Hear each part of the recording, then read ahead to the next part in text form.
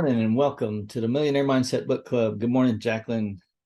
Good to see you here this morning. Today, chapter 10, right? Chapter 10 of Unlimited Power by Tony Robbins. This is the last chapter of the first section of the book.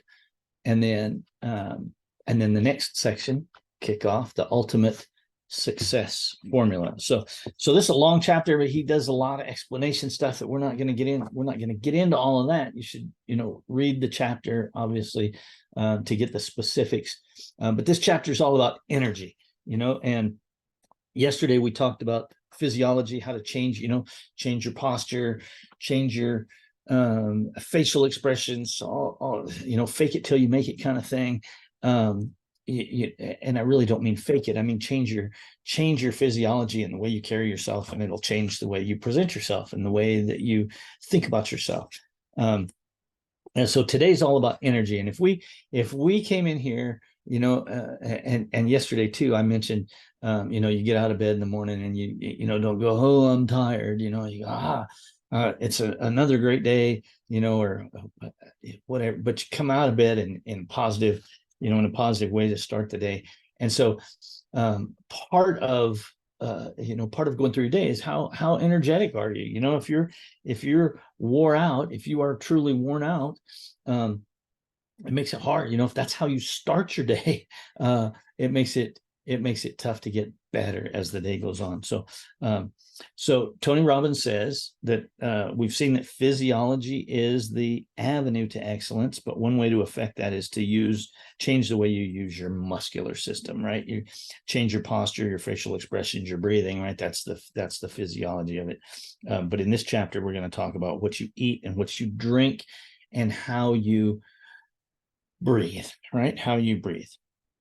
He says you can have the most beautiful race car in the world, but if you try to run it on beer, it's not going to work, right? You can have the right car, you can have the right fuel, but if the spark plugs aren't firing right, then you won't get peak performance. And so in this chapter, he's going to give you some of his thoughts about energy and how to raise it to peak levels.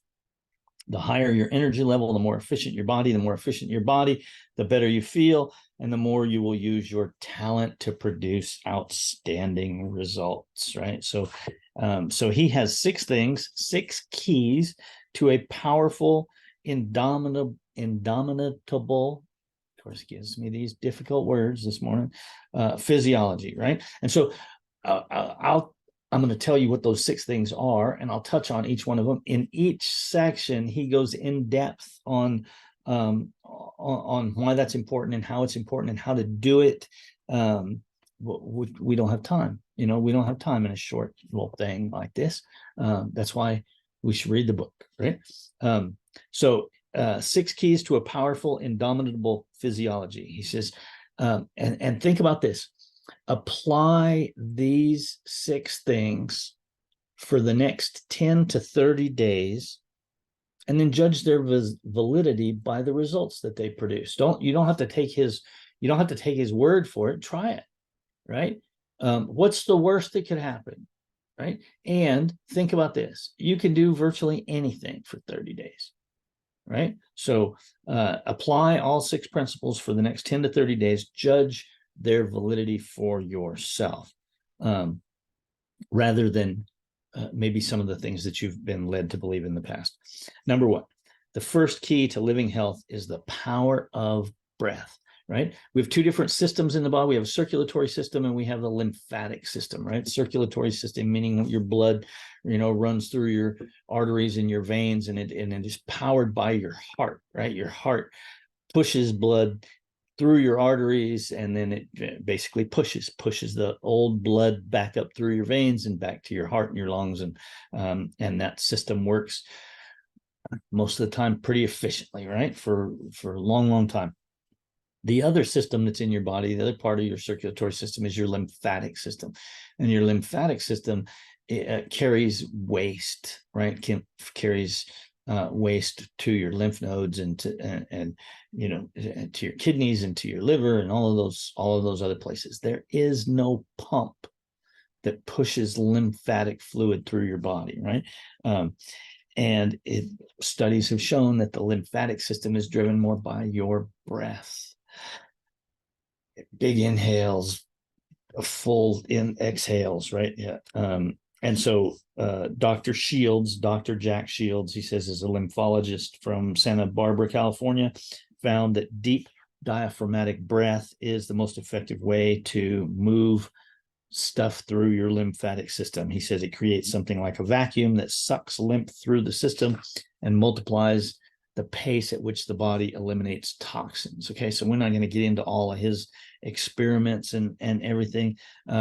Just think about breathing, right? And so his first key to healthy living says stop 10 times, stop and take 10 breaths, 10 deep breaths, at least 3 times a day. And the ratio that he uses is for every second that you inhale, when you inhale, so it's 1, 4, 2, right? 1 second inhale, 4 seconds hold your breath, 2 seconds exhale, right? So that's the ratio, 1, 4, 2. If you inhale for 2 seconds, you're going to hold it for 8 and exhale for 4, right? So whatever that count was, 1, 2, 3, and then so 4 times 3 is 12, right? So count backwards from there, 12, 11, 10, 9, 8, right? Do that 3 times a day, right? He says stop and take 10 deep breaths 3 times a day using that ratio, 1, 4, 2. Okay. The other essential component of healthy overall breathing is daily aerobic exercise. Remember, aerobic means kind of like cardio, right? It just means getting your breath up, right? He says one of the best all-weather aerobic exercises is trampolining, right?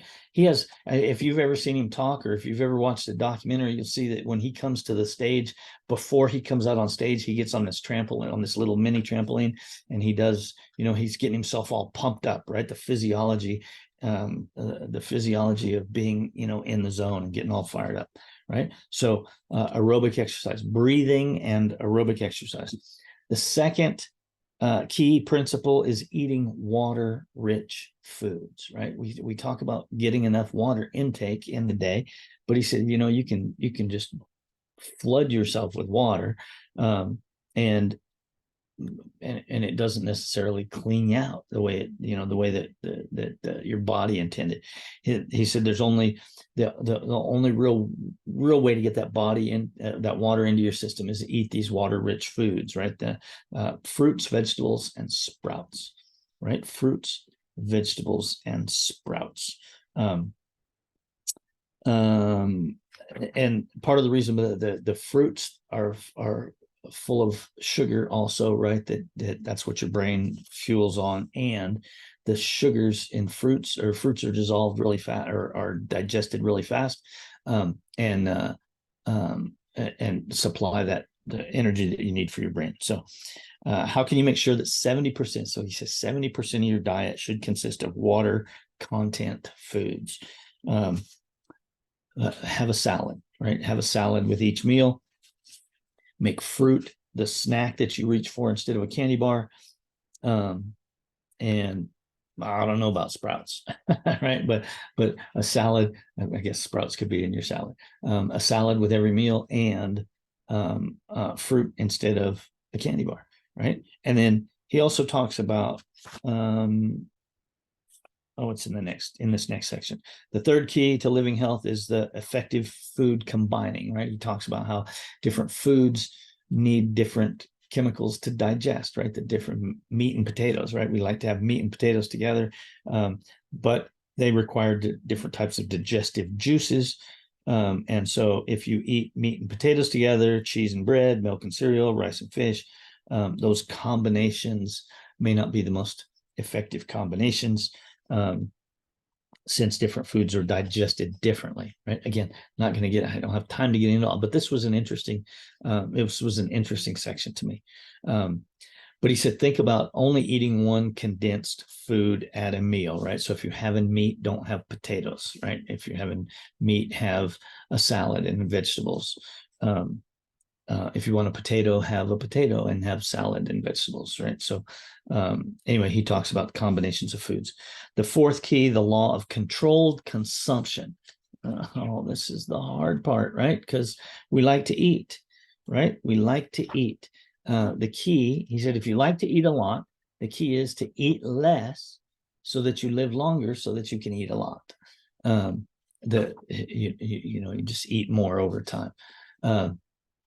So smaller meals, smaller portions, right? That's the key. That's the key there. The fifth key, the principle of effective fruit consumption. So one of the things he says, you should never eat fruit. You should always eat fruit on an empty stomach, right? One of the things is that fruit moves through the digestive system much faster. So like it's dissolved in the intestines as opposed to in the stomach. So when you put it in the stomach with other food, it slows down that process, right? So eat fruit on an empty stomach. Another thing is juice, fruit juice, right? He says one of the best things you could do is buy a juicer. He says if you own a car, sell the car and use the money to buy a juicer. That's how important it thinks. Juice is digested so fast that you can eat a meal 15, 20 minutes later, right? So fruit juice, right? And then the sixth key to living healthy is the protein myth, right? A lot of people think we need, X number of grams of protein, but in his book, and I remember this book is written in the 1980s, and man, all of the stuff about how much you should eat and what, it changes over time. So get into the research, right? Dig into the research a little bit and see what, but at the time that he wrote the book, the National Academy of Sciences said an adult American male needed 56 grams of protein a day. But when he looked at what different countries said, he found that it varied anywhere from 39% all the way up to 110, not 39%, 39 grams all the way up to 110 grams a day. And then he said he called the National Academy of Sciences and asked how they came up with 56 grams. And they said, well, our literature says really 30, right? But when they tried to recommend 30, the different groups, the dairy industry, the meat industry, they all had a fit. You need more than that, right? One of the things that I thought was interesting in here is that he talked about mother's milk, right? That mother's milk, has protein in it, right? And so then he said, well, what percentage of mother's milk is protein? And is it 50%? Is it 25%? And now this is according to his studies. I don't know where these statistics came from. He said mother's milk is 2.38% protein, right? And that's at birth. And as time goes on, it drops right down to 1.2 to 1.6% protein within 6 months. So the protein, the whole protein thing could be more than you want. He also talked about a study where they with rats, right, giving them food, giving them all they wanted to eat. One set of rats got all they wanted to eat. The other set got their food consumption limited, and then the third percent had their protein limited to 50%. I think he said 50%. But anyway, the results of the study, the rats in the first group that were able to eat all they wanted all the time, most of them died, right? 97% of the rats that had their food consumption reduced lived, and then the ones that had their protein reduced, I think like 60% of them were still alive as well. So the key there was the 97% was the 97% of the rats that did the best were the ones who had their food consumption, how much they were allowed to eat, reduced, right? So wrapping it up here, the 6 keys in this chapter can be used to create the experience of health that you desire. Take a moment and think about yourself a month from now actually having gone through this and followed it and acted on it, right? Remember, the key to anything that we learn is action. Imagine yourself a month from now. See the person that you will be after having changed your biochemistry by eating and breathing effectively. What if you started your day off by taking 10 deep, clean, powerful breaths that invigorated your whole body, right? What if you started every day by feeling alert and joyful and in control of your body, right? What if you started eating healthy, cleansing water content food and stopped eating the meat and dairy products that are stressing you out and clogging up your system? What if you began combining foods properly so your energy was available for all the things that really mattered, right? What if you went to bed every night feeling that you had experienced the total vibrancy that allowed you to be all you could be? What if you felt that you were living health and you had the energy that you never dreamed possible? So what do you got to lose, right? Today's the 3rd of October. What about doing this till the end of the month, right? Doable thing, probably doable thing. Remember, oh my goodness, I think it's Jeff Olson in The Slight Edge said, I'm looking at my books up here, said easy to do, easy not to do, right? Things that are easy to do are easy not to do also. So the choice is yours, right? You can try it or not. This is Unlimited Power by Tony Robbins. That was chapter 10 on tomorrow, Wednesday. Well, we'll start section 2, the ultimate success formula. It's kind of like a putting it all together kind of deal. And we'll go from there. So I welcome your comments, your suggestions, your whatever whatever input you would like to give. I absolutely love to see it. Give us a like, invite your friends, all the usual stuff. The video will be posted up here on YouTube, on the YouTube channel, the Millionaire Mindset YouTube, or Millionaire Mindset Book Club YouTube channel. No, it's not a channel, it's a playlist. That's what it is. So anyway, that's it for today. We'll see you all tomorrow morning right here, Millionaire Mindset Book Club. Until then, bye, Jacqueline.